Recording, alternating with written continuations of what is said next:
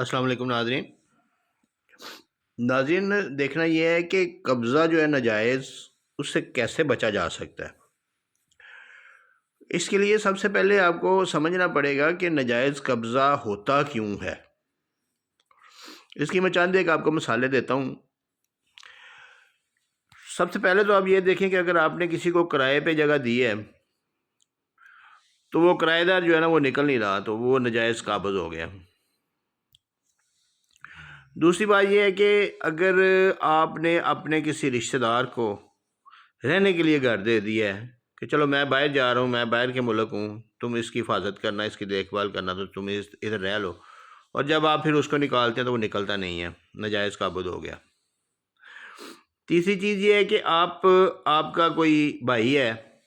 یا کوئی آپ کا چچا ہے، کوئی تایا ہے، اس کے مکان پہ کسی نے قبضہ کیا ہوا ہے اور وہ غریب ہے، وہ نہیں چھڑوا سکتا، تو آپ اس سے بغیر قبضے کے مکان کی رجسٹری کروا لیتے ہیں، تو آپ سمجھتے ہیں کہ وہ بندہ جو ہے نا وہ ناجائز قابض ہے۔ اس کے علاوہ اگر آپ کسی بھائی کے نام رجسٹری کروا دیتے ہیں، باہر بیٹھے ہیں، فورن میں اوورسیز بیٹھے ہیں، بے نامی طور پہ آپ بھائی کے نام رجسٹری کروا دیتے ہیں کہ چل یار تم کروا لو، اعتماد کرتے ہیں، اور وہ بھائی جو ہے نا وہ اپنے نام پہ رجسٹری کروا کے تو بعد میں پھر مکر جاتا ہے، ناجائز قابض ہو جاتا ہے۔ یعنی کہ ہر وہ صورتحال جس میں پیسہ آپ نے لگایا ہے، پیمنٹ آپ نے کی ہے اور اپنی حلال کی کمائی سے لگایا ہے، لیکن فائدہ کوئی دوسرا اٹھا رہا ہے، تو وہ ناجائز قابض ہے۔ تو اب ان سب سچویشن کے پیچھے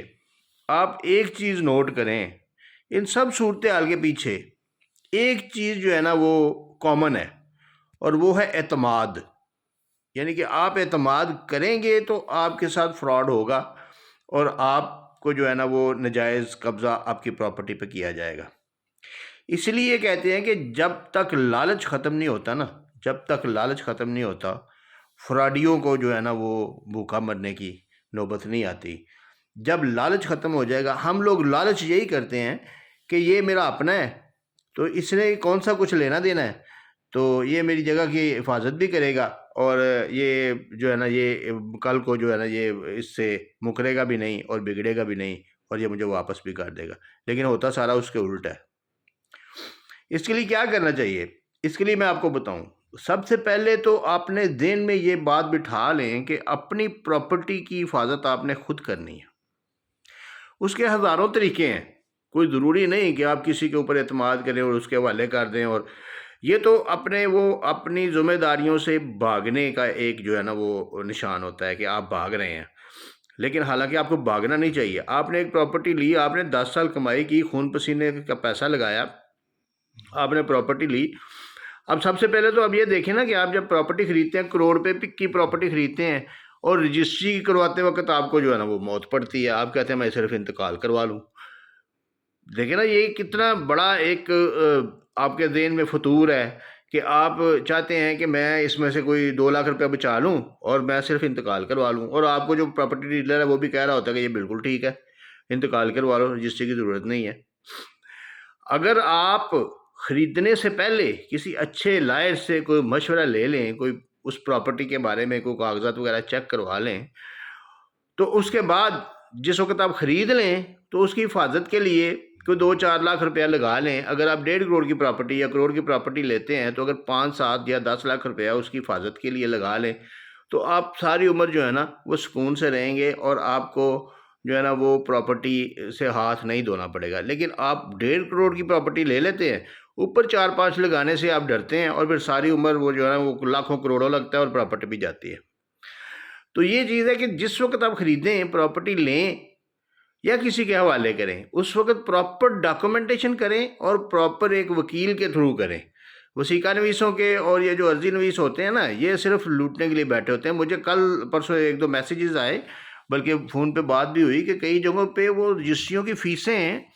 20% تک، فائلر لوگوں کے لیے 20% تک لے رہے ہیں۔ یار اللہ کا خوف کریں اور اس طریقے سے لوٹنے سے جو ہے نا وہ بعد آئیں۔ اسی لیے لوگ جو ہے نا رجسٹریاں نہیں کرواتے اور انتقال پہ گزارا کرتے ہیں، حالانکہ اتنی فیسیں ہیں نہیں۔ میں فیسوں کے اوپر ایک علیحدہ سے ویڈیو سینڈ کروں گا، اپلوڈ کروں گا، وہ جتنی بھی رجسٹری کی فیسیں ہوتی ہیں، انتقال کی فیسیں ہوتی ہیں، اس کے علاوہ باقی جو مارگیج کی، رہن کی،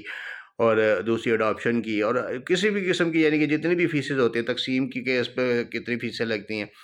وہ ساری اپلوڈ کروں گا۔ لیکن یہ ہے کہ یہ اس طریقے سے اگر اوورسیز بھائی ہیں یا ادھر پاکستان کے بھی کچھ بہنیں کچھ بھائی جو صرف اپنی بچت کرنے کے لیے، تھوڑی سی بچت کرنے کے لیے اپنی پوری پراپرٹی داؤ پہ لگا لیتے ہیں، تو اس لیے سب سے پہلے جب آپ پراپرٹی خریدیں، خریدنے سے پہلے ساری ڈاکومنٹیشن کسی وکیل کو چیک کروائیں،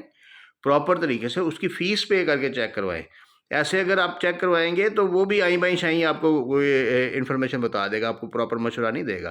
تو اس کی فیس پے کر کے اس کو چیک کروائیں، اور وہ ذمہ داری سے باقاعدہ باؤنڈ ہو کے جو ہے نا ان کو ڈاکومنٹس کو چیک کرے، ان کے سٹے وغیرہ چیک کرے، آگے پیچھے سارا اس کے اوپر کوئی چھوٹی بانڈ تو نہیں ہے، اس کے اوپر کوئی سٹے تو نہیں لگا ہوا، وہ پراپرٹی کہیں پہلے سیل تو نہیں ہوئی، اس کھیوڑ میں کتنے مشترکہ کھاتے دار ہیں، یہ سارا کچھ چیک کرنے کے بعد آپ کو اوکے کرے، پھر آپ اس کو خریدیں۔ خریدنے کے بعد آپ وہاں پہ اگر آپ نے نہیں رہنا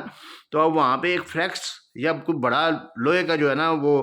بنوا کے اشتہار ٹائپ یا بورڈ ٹائپ وہ لگائیں کہ یہ جگہ میری ملکیت ہے اس رجسٹری کے تحت، اور یہاں پہ کوئی شخص قبضہ کرنے یا اس کو خریدنے سے بعض ممنوع رہے۔